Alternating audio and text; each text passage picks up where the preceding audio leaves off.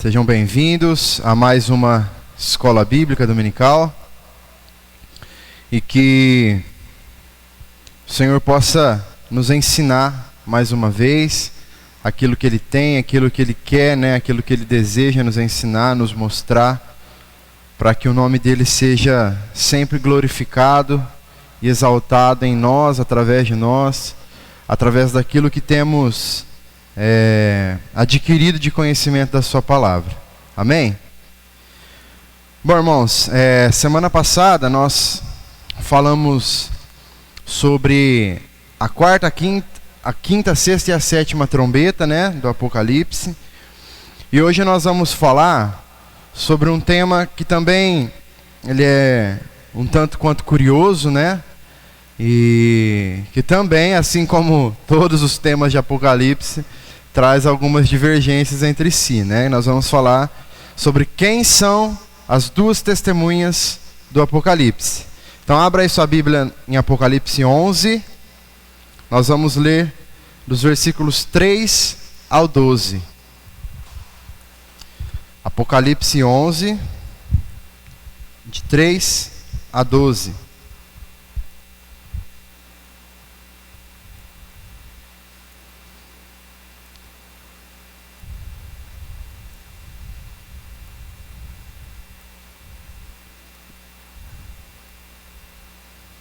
Diz assim o texto: darei autoridade às minhas duas testemunhas para que profetizem durante 1260 dias, vestidas de pano de saco. São estas as duas oliveiras e os dois candelabros que estão de pé diante do Senhor da terra. Se alguém pretende causar-lhes dano, da boca dessas testemunhas sai fogo e devora os inimigos. Sim, se alguém pretende causar-lhes dano, certamente deve morrer. Elas têm autoridade para fechar o céu, para que não chova durante os dias em que profetizarem. Têm autoridade também sobre as águas para transformá-las em sangue, bem como para ferir a terra com todo tipo de flagelos, tantas vezes quantas quiserem. Quando tiverem então concluído o testemunho que devem dar, a besta que surge do abismo fará guerra contra elas. A besta vencerá e matará as testemunhas. E os seus cadáveres ficarão estirados na praça da grande cidade, que espiritualmente se chama Sodoma e Egito, onde também o Senhor foi crucificado. Então, muitos dentre os povos, tribos, línguas e nações contemplarão os cadáveres das duas testemunhas por 3 dias e meio, e não permitirão que esses cadáveres sejam sepultados. Os que habitam sobre a terra se alegrarão por causa da morte dessas duas testemunhas. Realizarão festas e enviarão presentes uns aos outros, porque esses dois profetas atormentaram os que moram sobre a terra. Mas depois dos 3 dias e meio, entrou neles um espírito de vida vindo da parte de Deus. E eles se ergueram sobre os pés, e aqueles que os viram ficaram com muito medo. Versículo 12: e as duas testemunhas ouviram uma voz forte vinda do céu, dizendo-lhes: subam para cá. E subiram ao céu numa nuvem, e os seus inimigos as contemplaram. Olha só, irmãos, deixa eu só ver se... Tá. Vamos lá.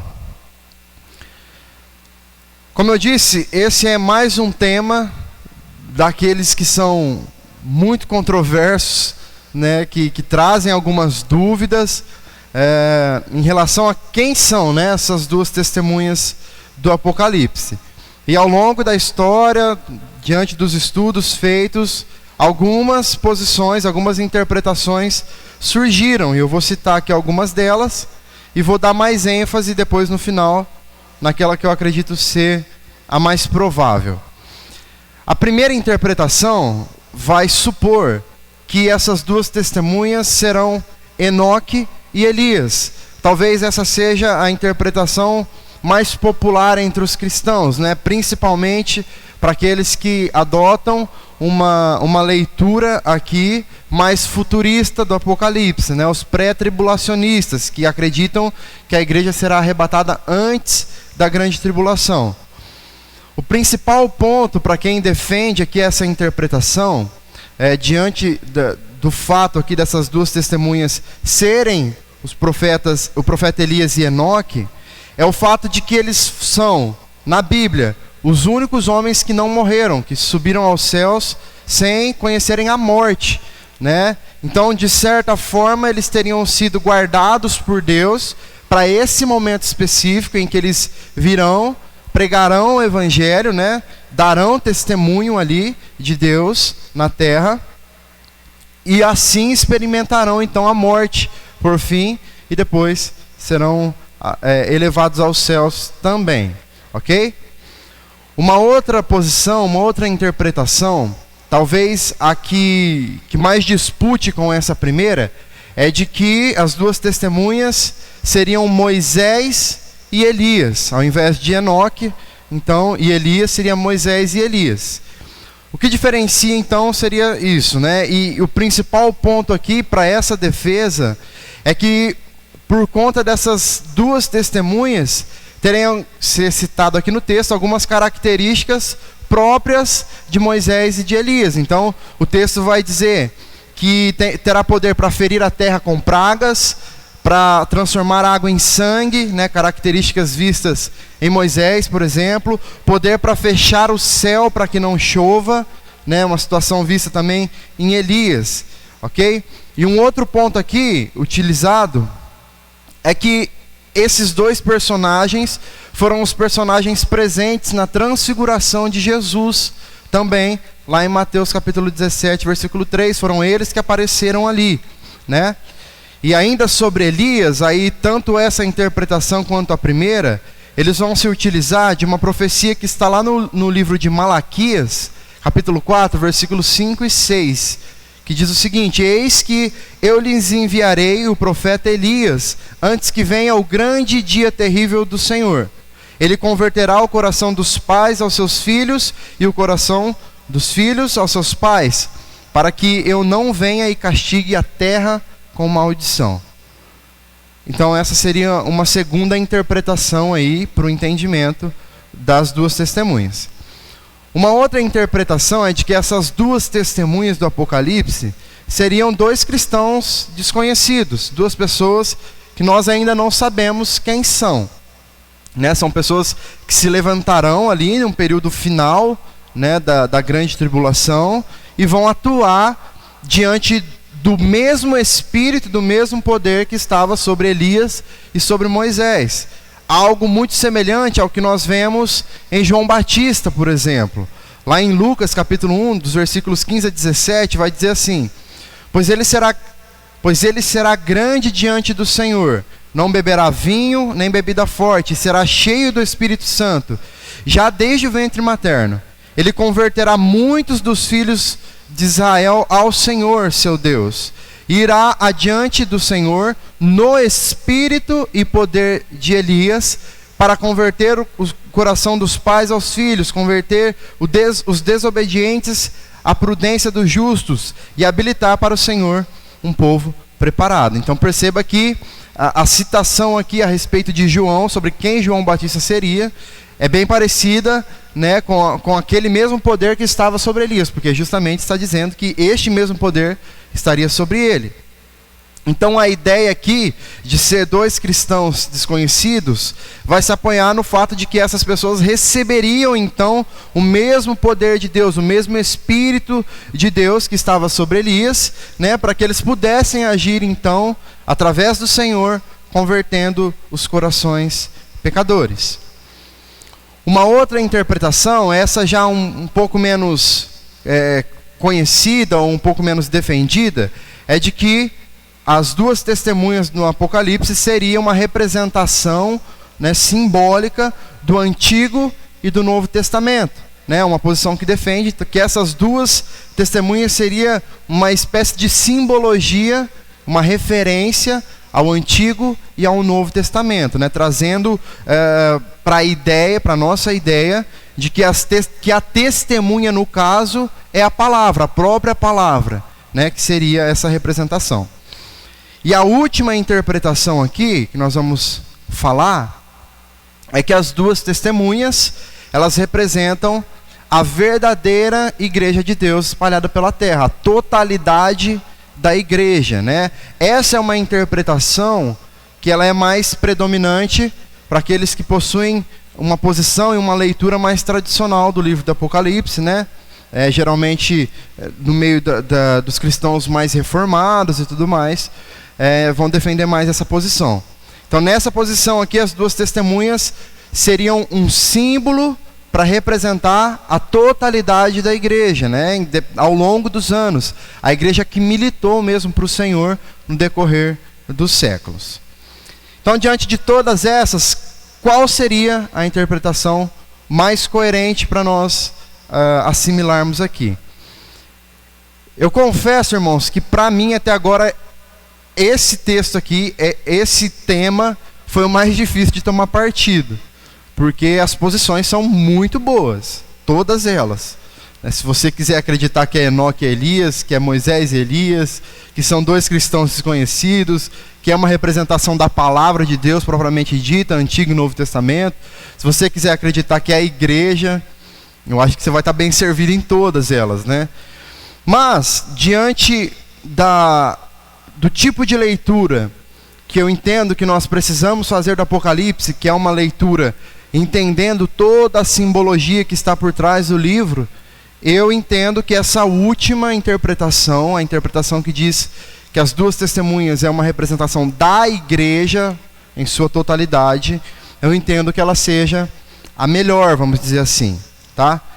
Por quê? Porque aí nós podemos fazer uma referência aos 12 patriarcas e aos 12 apóstolos, né? Fazendo então uma referência a dois períodos da igreja, certo? Mas que representa a totalidade da igreja também. Um teólogo chamado Richard Bauckham, ele é um dos maiores especialistas que nós temos no Novo Testamento. Ele tem uma interpretação interessante aqui sobre esse tema. Ele diz que as duas testemunhas, elas são uma figura simbólica da igreja, que é encarregada de testemunhar e de proclamar as verdades de Deus ao mundo. Ele diz que a imagem de duas testemunhas aqui é derivada lá do livro de Zacarias, lá no capítulo 4, onde vai citar as duas oliveiras e os dois candelabros, né? Isso vai representar a presença e o poder de Deus no meio do seu povo, agindo através do seu povo. Com isso, ele vai interpretar que essas duas testemunhas de Apocalipse 11 simbolizam então a presença e o poder de Deus na igreja. Por isso, a presença e poder de Deus na igreja, né? Que a igreja que é chamada então para testemunhar e para proclamar a verdade de Deus, mesmo diante de toda a oposição, diante de toda a perseguição que a igreja sofreu e sofre no decorrer da história. Ele também vai sugerir que a imagem de duas testemunhas serve para representar a unidade e a diversidade da igreja. Então, a unidade da igreja no sentido da sua missão, né? No sentido missionário da coisa, em se unir para testemunhar de fato sobre as verdades do Evangelho. E a diversidade no sentido de que todos os povos serão alcançados, todas as culturas serão alcançadas de certa forma, e que todos eles em unidade têm o desafio, então, o privilégio, então, de carregar a mensagem do Evangelho no decorrer das suas vidas, ok? Então nós vamos aqui agora dar uma resumida para nós entendermos o porquê, então, que essa última interpretação aqui talvez seja a mais coerente. Lembrando que, como eu disse nas outras aulas,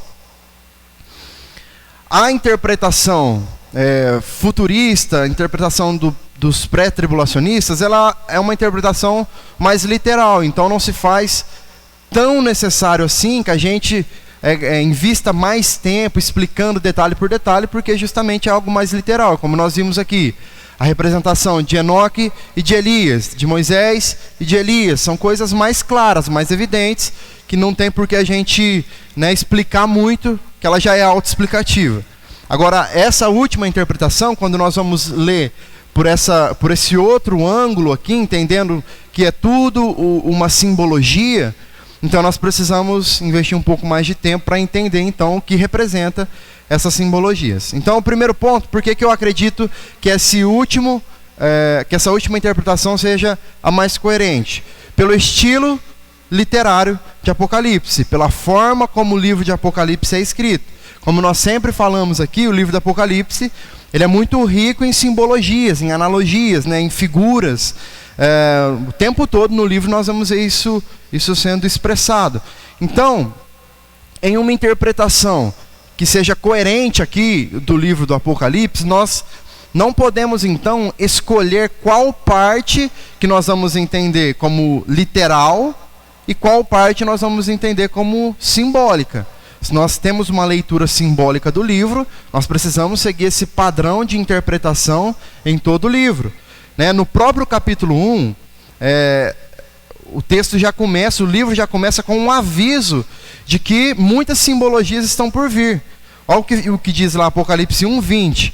Quanto ao mistério das 7 estrelas que você viu na minha mão direita, e quanto aos 7 candelabros de ouro, as 7 estrelas são os anjos das igrejas, e os 7 candelabros são as 7 igrejas. Então, o próprio texto aqui reconhece que essa citação aqui é um mistério. Né? Começa dizendo, quanto ao mistério das 7 igrejas, das 7 estrelas, dos 7 candelabros, é um mistério. Então, isso nos faz entender que nós vamos precisar nos esforçar um pouquinho para interpretar, então, os mistérios que esse livro tem reservado para nós. Né? Não é algo que nós vamos chegar lendo e interpretando tudo ao pé da letra, do jeito que está escrito ali. Outra característica também marcante aqui na escrita do Apocalipse é que ela sempre vai fazer um uso extenso do Antigo Testamento na composição do livro. Por quê? João, ao ser inspirado por Deus e ao escrever essas coisas aqui do livro de Apocalipse, ele escrevia para pessoas que facilmente conseguiriam interpretar aquilo que estava falando. Pessoas que conheciam as leis de Deus, que sabiam do que João estava falando, conhecia a cultura daquela época, daquela região.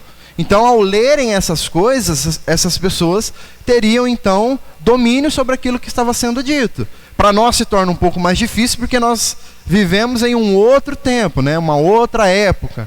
A nossa cultura é uma cultura completamente diferente dessa cultura aqui. A questão da língua também é algo completamente diferente. Então, por isso que o nosso desafio hoje, ele é um pouquinho mais difícil, né? Mas, né, que nós temos como responsabilidade e desafio meditar na palavra, nos deleitarmos na palavra, pesquisar, estudar, para a gente poder chegar lá, né? Ou pelo menos o mais próximo possível. O segundo ponto é sobre os títulos, os nomes, as referências que são dadas para a igreja no Apocalipse. Então nós vamos ver a igreja sendo chamada de 7 candeeiros, ou 7 candelabros, né, dependendo da sua versão. Nós vamos ver a igreja sendo chamada de reis e sacerdotes. Nós vamos ver a igreja sendo chamada de 144 mil selados. Nós vamos ver a igreja sendo chamada de 24 anciãos. A igreja sendo chamada de santuário de Deus. E agora aqui no capítulo 11, a igreja sendo chamada de testemunhas. Ok? Então existe uma diversidade aos nomes que é dado para se referir à igreja no livro do Apocalipse, né? Deus, Jesus, através de João, se refere aqui à igreja de várias maneiras diferentes. Então esse é mais um ponto para nós pensarmos. O terceiro ponto é o fato de serem 2 testemunhas. Como eu disse, João escrevia para pessoas acostumadas com uma tradição, com uma cultura. E naquela época, a tradição que havia ali naquela época, para todo o processo que havia, para esse processo ter um certo tipo de validade, para ser confirmado de alguma forma, se fazia necessário que pelo menos 2 testemunhas estivessem presentes dentro de uma conversa. Nós vamos ver isso descrito em vários lugares aqui da Bíblia, no Antigo Testamento, Números 35:30, Deuteronômio 17:6.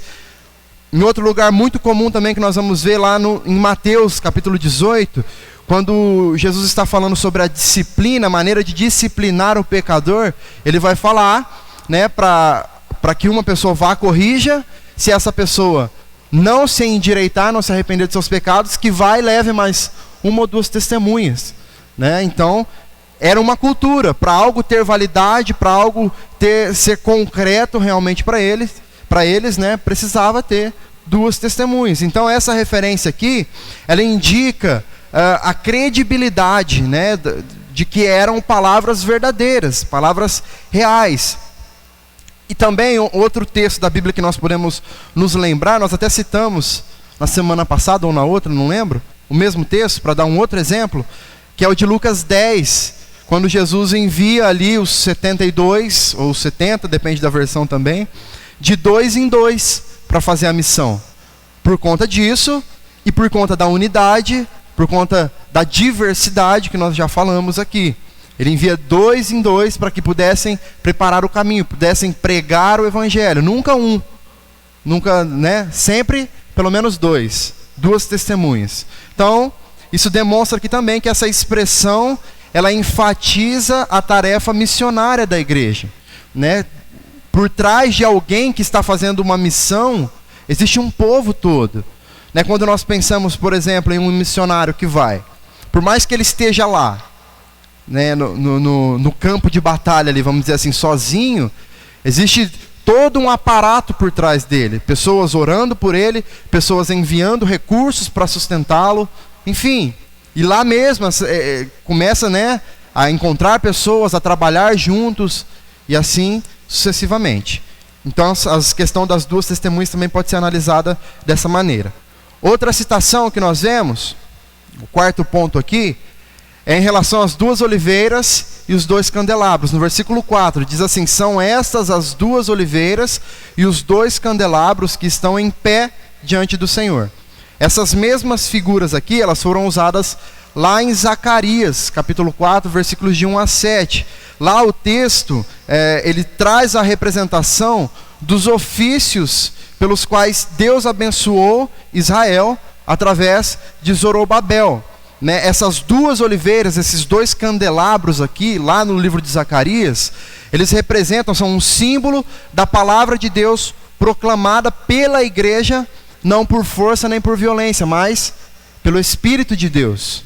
Então, pessoas capacitadas pelo Espírito de Deus para proclamar a palavra de Deus. É o que diz lá em Zacarias, e aqui em Apocalipse é trazido novamente, como nós falamos, uma referência do Antigo Testamento aqui dentro do Apocalipse, citando as mesmas analogias, os mesmos símbolos, as 2 oliveiras e os 2 candelabros. Então nós precisamos fazer essa ligação, não tem como nós pensarmos em 2 referências bíblicas que citam a mesma coisa, falando de assuntos opostos, que não se completam, né? Que não estão juntos uns dos outros. Então, também temos mais essa referência. Outra coisa, o quinto ponto aí, o fogo que sai de suas bocas. No versículo 5 vai dizer: se alguém pretende causar-lhes dano, da boca dessas testemunhas sai fogo e devora os inimigos. Sim, se alguém pretende causar-lhes dano, certamente deve morrer. Esse é um outro ponto aqui que nós precisamos interpretar como uma figura simbólica, tá? Não quer dizer que as pessoas vão abrir a boca como um dragão e vão sair torrando todo mundo por aí, tá? Então nós precisamos entender. E de novo, aqui é feita uma referência ao Antigo Testamento. Jeremias capítulo 5, versículo 14, diz assim: portanto, o Senhor, o Deus dos exércitos, me disse: visto que eles proferiram tais palavras, eis que transformarei em fogo as minhas palavras na sua boca, e farei deste povo a lenha, e o fogo os consumirá. Então, assim como um fogo de juízo e de condenação saiu da boca de Jeremias ali para devorar os inimigos de Deus, ou seja, o fogo aqui, um símbolo da palavra anunciada por Jeremias. Aqui no Apocalipse, o mesmo princípio ele é utilizado para se referir ao fato de que a igreja mesmo diante das circunstâncias, mesmo diante das provações, das perseguições, através dos seus ofícios, através daquilo que Deus nos disponibilizou para fazer, anuncia então os juízos de Deus e condena os ímpios com base na sua palavra, com base na sua lei. E essa condenação é o que vai resultar em destruição do povo. Lembra que nós falamos que o juízo de Deus vem em resposta à oração da igreja. Uma igreja que vive, diante de uma perseguição, diante de dificuldades, que clama ao Senhor para que o Senhor os livre, os proteja. Então Deus vem, através disso, e traz juízo aos ímpios. Sexto ponto é a questão do poder sobrenatural que está envolvido aqui. Da mesma forma, então, com que Moisés recebeu a autoridade de trazer pragas para a terra, de transformar a água em sangue, é o que nós vemos lá em Êxodo 7:20, e também como Elias orou para que os céus fechassem, para que não chovesse, lá em 1 Reis, assim também, essa mesma autoridade é conferida à igreja, através do seu ministério, através dos seus ofícios, daquilo que Deus nos deu para trabalhar. A igreja então expõe o mundo que rejeita a mensagem do Evangelho a um julgamento que trará condenação da parte de Deus. Então isso é uma verdade ensinada em toda a Bíblia. Em toda a Bíblia isso acontece. O Senhor, Ele envia punição a um mundo ímpio em resposta às orações da igreja.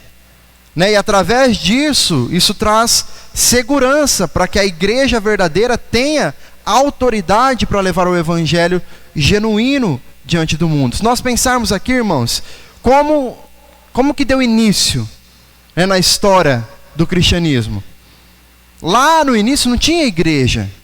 A igreja foi estabelecida por Cristo, pelos apóstolos, depois, para quê? Para a igreja dar continuidade àquilo que os apóstolos faziam, aquilo que antes os profetas faziam. Hoje a igreja tem essa responsabilidade de dar continuidade. Então, se a igreja foi quem ficou com a responsabilidade de dar continuidade àquilo que os apóstolos fizeram, aquilo que os profetas fizeram, isso significa que sobre a igreja está o mesmo Espírito que estava sobre esses homens. O mesmo Espírito que Deus enviou a João Batista, o mesmo Espírito que estava sobre Elias, sobre Moisés, sobre Enoque, está hoje então sobre a igreja, para que a igreja continue fazendo o seu trabalho, para que a igreja continue levando o Evangelho, a mensagem que salva, que transforma, que leva pecadores ao arrependimento.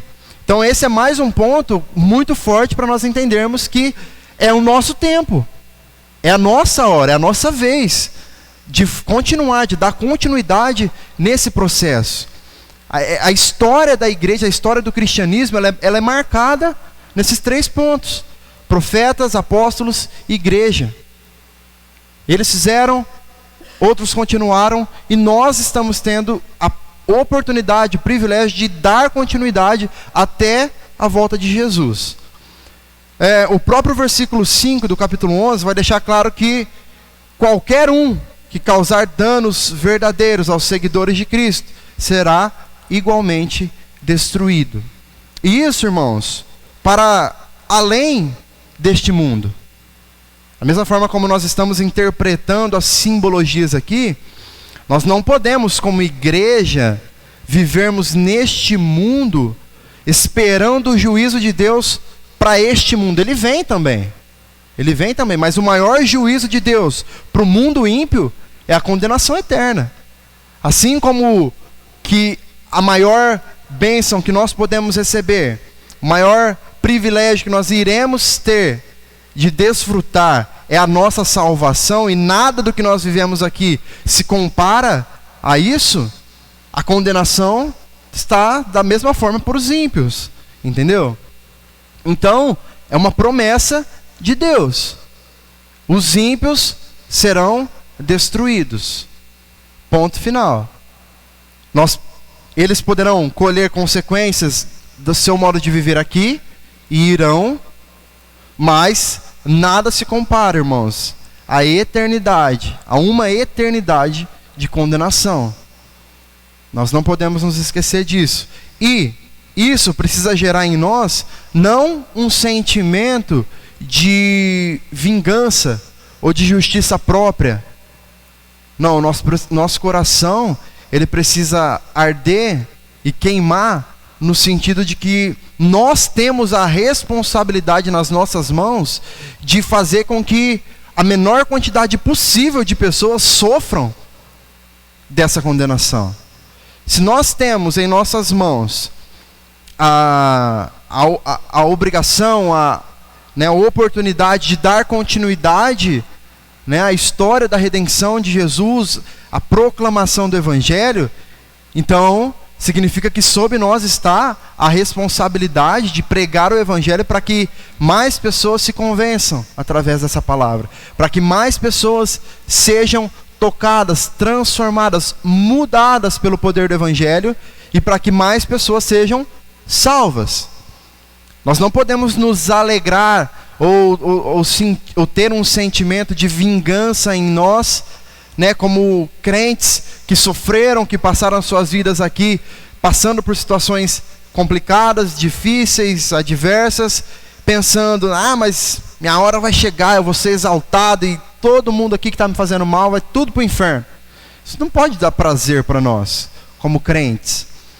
Quanto mais pessoas irem para o inferno, significa que menos do nosso trabalho nós fizemos. Então é uma responsabilidade que nós temos. O 7º ponto fala sobre as testemunhas que são derrotadas aos olhos dos homens. No capítulo 11, as 2 testemunhas morrem. E os seus corpos eles ficam expostos ali em praça pública, enquanto o mundo ímpio comemora. Versículo 7 diz assim: quando tiverem então concluído o testemunho que devem dar, a besta que surge do abismo fará guerra contra elas. A besta vencerá e matará as testemunhas. Porém, nós vemos aqui que esse período de derrota, ele dura pouco. Olha o que diz Mateus capítulo 24, versículos 21 e 22. Porque nesse tempo haverá grande tribulação, como nunca houve desde o princípio do mundo até agora, e nunca jamais haverá. Não tivessem aqueles dias sido abreviados, ninguém seria salvo. Mas por causa dos escolhidos, tais dias serão abreviados. Então, não durará muito. Esse será o período onde a igreja sofrerá de forma mais dura essa perseguição. Irmãos, o texto diz que desde que nunca houve um período como esse, desde o início do mundo, e que jamais haverá. Nós sempre comentamos aqui, quando nós estudamos sobre Apocalipse, sobre como eram as perseguições para a igreja em um período mais lá atrás. Nós olhamos para os apóstolos e vemos de que maneira eles morreram. E o texto diz que chegará um tempo em que a perseguição será forte como nunca, em nenhum outro momento ela foi. Isso precisa nos fazer refletir sobre o que está por vir. Ok? Nesse período aqui, os falsos cristãos, eles mostrarão então que a sua fé não é uma fé verdadeira. Então eles irão renunciar ao Evangelho por medo, por querer zelar pelas suas próprias vidas. Só que os verdadeiros cristãos, eles serão perseguidos, presos e até mesmo mortos. Então, diante desse cenário aqui, aos olhos dos homens, a igreja ela estará morta, ela estará por baixo, Só que à medida em que o sangue dos santos ele é derramado, é que acontece a vitória que os olhos ainda não podem ver. Olha o que diz Apocalipse 12, de 10 a 11. Então ouvi uma voz forte no céu proclamando: agora veio a salvação, o poder, o reino do nosso Deus e a autoridade do seu Cristo, pois foi expulso o acusador de nossos irmãos, o mesmo que os acusa de dia e de noite diante do nosso Deus. Eles o venceram por causa do sangue do Cordeiro e por causa da palavra do testemunho que deram, e mesmo diante da morte, não amaram a própria vida. Esse é o período anunciado por Jesus durante o sermão escatológico, ali em Mateus capítulo 24, em Marcos 13, em Lucas 21 também. Ele chama esse momento então de grande tribulação. E é também aquilo que o momento em que o apóstolo Paulo vai chamar de apostasia, lá em 2 Tessalonicenses. Então, o próprio Jesus aqui, ele vai enfatizar que será um momento difícil, tão difícil, que se os dias não fossem abreviados, correria o risco de até mesmo os eleitos não suportarem. Esse momento ele vai acontecer exatamente na hora determinada por Deus, no dia em que as testemunhas terão terminado o seu trabalho, terão terminado de dar o seu testemunho, como diz ali o versículo 7. Os corpos das testemunhas serão expostos na praça da grande cidade, que espiritualmente se chama Sodoma e Egito, onde o Senhor foi crucificado. O versículo 8 diz isso. Essa descrição aqui, de que a igreja estará morta, ela estará morta para um olhar anticristão, para um mundo anticristão. E isso fica claro pelas cidades que são utilizadas aqui para simbolizar isso. Sodoma e Egito, duas cidades em que claramente o pecado dominava a cidade e que não havia então a ação de Deus, o poder de Deus ali sendo manifesto através de pessoas fiéis a Ele, ok? Mas o 8º ponto vai dizer que as testemunhas ressuscitam. O mundo estará comemorando por acreditar em ter vencido a igreja e silenciado a sua voz. E o evangelho não mais os atormenta. Preste atenção nisso, irmãos. O evangelho não mais atormentará. O evangelho não mais incomodará. Então é diante desse cenário aqui que as duas testemunhas elas são ressuscitadas, elas ficam de pé e então elas são conduzidas ao céu, são chamadas ao céu. Quando nós comparamos com o que acontece no versículo 15, com o toque lá da 7ª trombeta, que vai anunciar a introdução ali do juízo de Deus, essa ressurreição aqui, ela vai simbolizar de forma clara e maravilhosa a segunda vinda de Cristo com o arrebatamento da igreja. Então perceba que nessa posição, a igreja está sendo arrebatada agora, aqui, neste momento, tá? A igreja que parecia então derrotada em meio a um mundo completamente anticristão, nesse momento aqui, ela é levantada vitoriosa e ela ascende aos céus numa nuvem de glória. Perceba que no versículo 13 aparece a expressão: as outras pessoas ficaram aterrorizadas. Ou seja, não se trata de um momento secreto, que vai acontecer assim de forma secreta. Da mesma maneira como acontece lá no capítulo 6, em que acontece um terremoto, Um terremoto não é algo que acontece de forma secreta, é algo visível, que todos percebem, Também vai acontecer isso aqui neste momento do juízo final. Não que seja um terremoto, mas algo, um pavor, um medo, uma percepção de algo completamente estrondoso que está acontecendo vai atingir as pessoas que não forem atingidos por essa graça. Então, o texto aqui ele vai dizer que eles dão glória ao Deus do céu ao verem isso. Eles dão glória ao Deus do céu quando percebem esse arrebatamento, quando percebem essa movimentação acontecer. Só que essa glória citada aqui não é a glória no sentido de que eles se arrependeram dos seus pecados, reconheceram Jesus como seu único e suficiente Salvador. Porque nós vimos aqui no capítulo anterior, lá no versículo 20, vai falar que mesmo diante de todas essas coisas, os ímpios não se arrependeram. Então essa glória é no sentido de temor mesmo, de se amedrontar com o que estava acontecendo, entendendo que realmente está acontecendo algo aqui que essas pessoas estavam falando.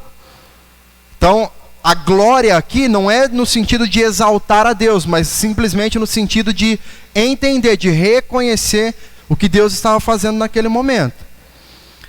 Então, os perseguidores que antes contavam vitória diante da igreja, neste momento eles se encontram em pânico, né, ao contemplarem um Deus irado, um Deus que lá do seu trono derrama toda a sua ira. E aqueles que antes foram perseguidos, agora eles estão sendo glorificados. E eles também receberão a tarefa lá de participarem também do julgamento do mundo incrédulo ao lado de Cristo. Nesse momento, é o momento em que o mundo estará maduro, vamos dizer assim, para que o acerto de contas aconteça. O mundo já terá vivido tudo aquilo que ele tem para viver, e esse acerto de contas, ele vai acontecer. É o momento do último ai, citado pela grande águia, né, pelo grande anjo. E veja, irmãos, essa interpretação que nós vemos aqui, ela está mostrando um período em que a igreja morrerá, correto? Morrerá aos olhos dos homens. Isso também não precisa ser interpretado de forma literal. A igreja vai acabar totalmente. Aquilo que se diz igreja vai sumir. Talvez você possa pensar assim: poxa, mas isso ainda vai demorar para acontecer, porque cada dia que passa a igreja cresce mais. A gente vê a igreja crescendo, né? Um monte de igreja abrindo, um monte de denominações surgindo. Mas é aí que está o engano da nossa parte. Porque, irmãos, nós nunca vivemos um tempo em que a igreja estivesse tão morta como ela está nos dias de hoje. Morta em sua essência, morta em sua base, morta em suas raízes. Nunca nós podemos ver um povo que estivesse tão firmado na areia como este povo que nós vemos hoje. Então, o evangelho, ele deixou de ser pregado, o arrependimento de pecados deixou de ser pregado, a adoração genuína, verdadeira, deixou de ser ensinada para o nosso povo. Mais e mais igrejas crescendo, falando sobre bênçãos, falando somente sobre curas, somente sobre como Deus nos ama. Igrejas sendo cheias e pessoas com discursos baratos de um evangelho frouxo, que não chama ninguém ao arrependimento, à mudança de vida. É uma morte sutil, uma morte traiçoeira, que vem acontecendo de forma gradativa. As igrejas estão crescendo em quantidade, mas elas estão sumindo em qualidade. Se dentro das nossas igrejas hoje nós perguntarmos para uma pessoa o que é a salvação, o que é o evangelho, muitos não saberão responder. Isso precisa nos preocupar. Porque está ficando cada vez mais claro que a igreja está morrendo. Se a igreja está morrendo, Jesus está voltando. Então fica cada vez mais perto, cada vez mais evidente. Nós não podemos mais, irmãos, nos satisfazer com movimentos, nos satisfazer com programações, nos satisfazer com reuniões. Porque às vezes nós passamos a semana inteira dentro da igreja, de domingo a domingo, e nós sentimos que nós já somos crentes o suficiente. Só que se o conteúdo de todos esses dias não for o conteúdo correto, você está se enchendo de morte. Nós estaremos nos enchendo daquilo que não é de Deus. Nós, como crentes, nós não podemos mais nos contentar com aquela frase, com aquele pensamento: ah, mas pelo menos está fazendo.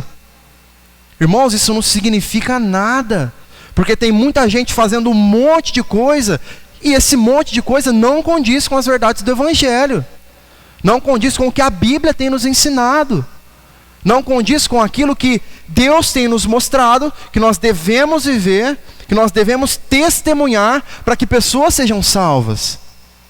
Então, de que adianta movimentos, de que adianta reuniões, de que adianta projetos evangelísticos que faz barulho, que enche lugares, enche templos, enche salões, cruzadas, eventos, se não tem o Evangelho, se não tem Cristo?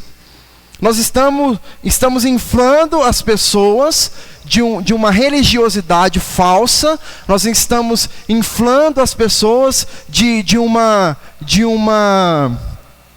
fanatismo religioso que não condiz com as verdades do Evangelho. Estamos fazendo com que essas pessoas acreditem que elas estão sendo crentes cada dia mais, quando na verdade elas estão cada vez mais distantes, cada vez mais longe, cada vez mais afundadas nas suas certezas, afundadas nas suas convicções que adquiriram no decorrer da sua vida, por conta de experiências, por conta de convivências, por conta de testemunho, mas nunca por conta daquilo que a palavra ensina. De que adianta? Então, irmãos, abra os seus olhos. A igreja nunca esteve tão morta como ela está.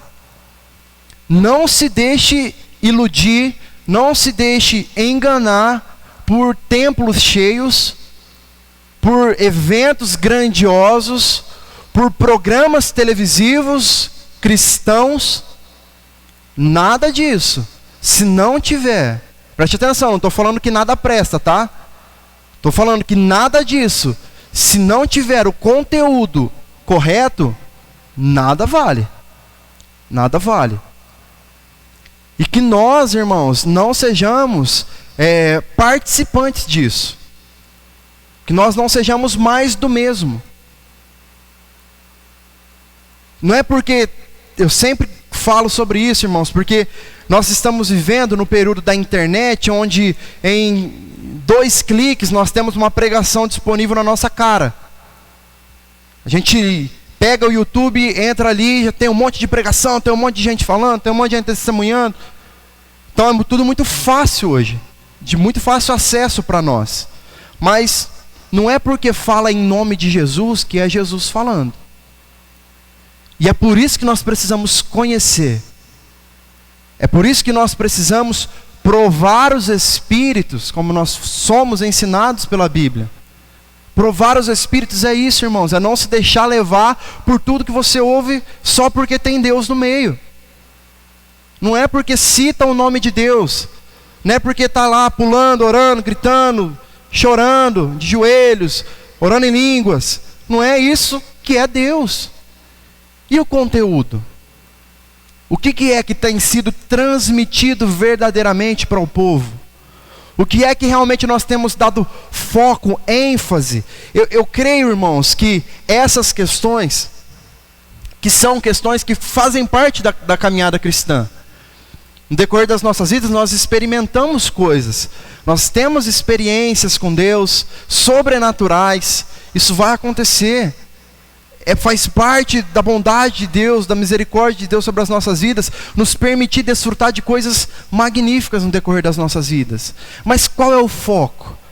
O problema é que, na maioria das vezes, no meio do caminho, nós nos apegamos a essas pequenas coisas e fazemos da nossa vida cristã um foco total para essas pequenas coisas. Então eu vivo a minha vida cristã com base em um ministério de cura.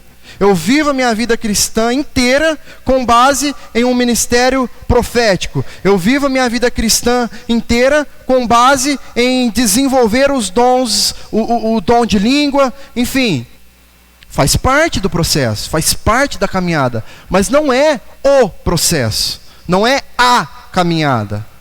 Não é para onde o caminho precisa nos levar.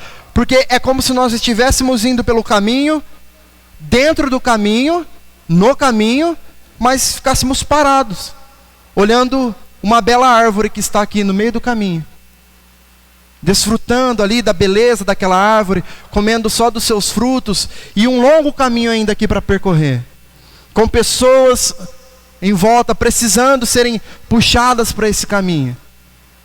Que é para isso que nós somos chamados.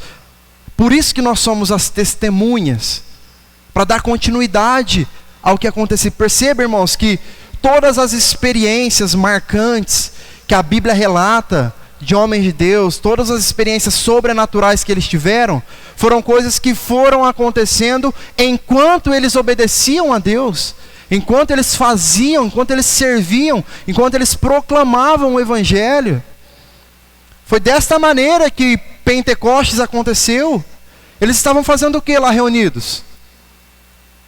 Eles não estavam lá buscando a cura, buscando, sabe, um movimento grande. Não, eles estavam pregando o Evangelho, eles estavam pregando a palavra. E de repente, algo aconteceu. Os milagres seguirão aos que creem. A Bíblia não diz que é os que creem seguirão os milagres. É o contrário, irmãos.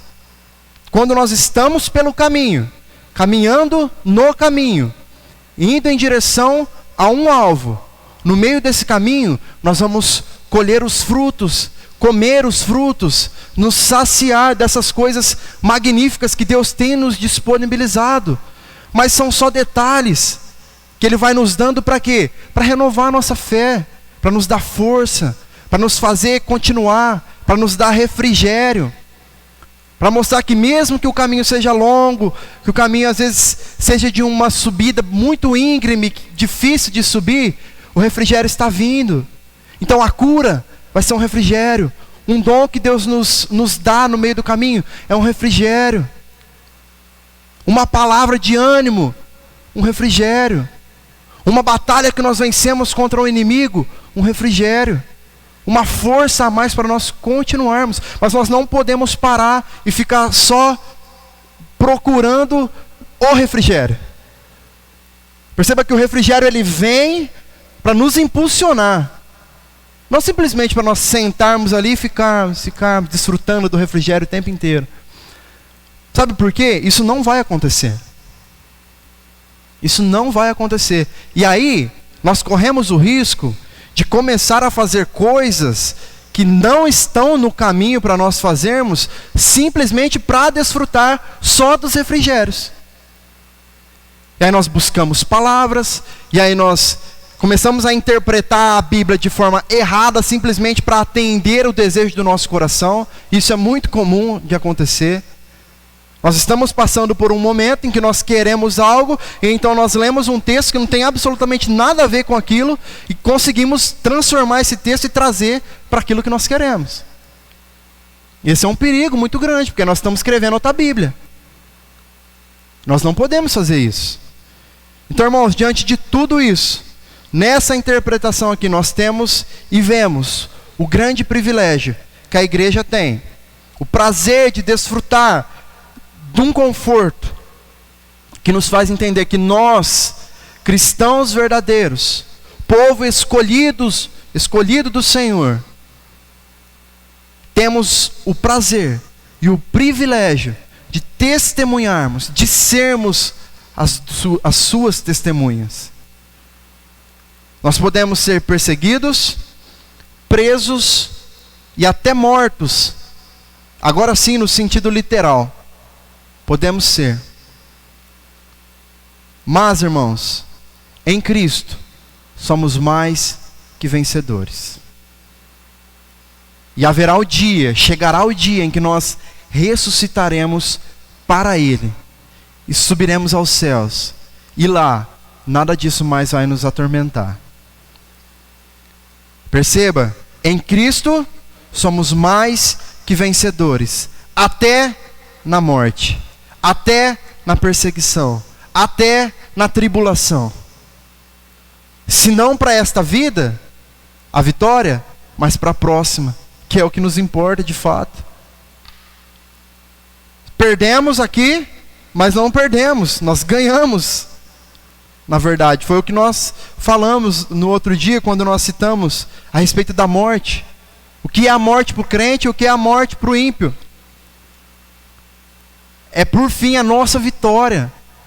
Esse será o momento da nossa vitória, em que nós alcançaremos por fim a vitória. Amém? Então essa é a nossa aula de hoje. E que o Senhor possa trazer luz aos nossos corações durante essa semana. Que nós possamos nos lembrar dessas palavras e nos lembrar de que nós somos as testemunhas de Deus.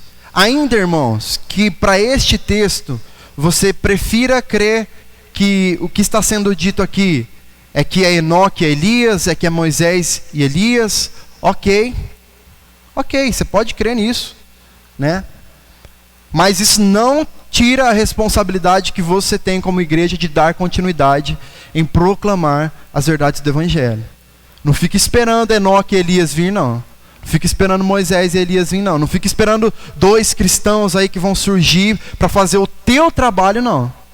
Faça. Nós fomos chamados para dar continuidade naquilo que os profetas fizeram, naquilo que os apóstolos fizeram, e que hoje a igreja foi estabelecida para continuar fazendo. Amém?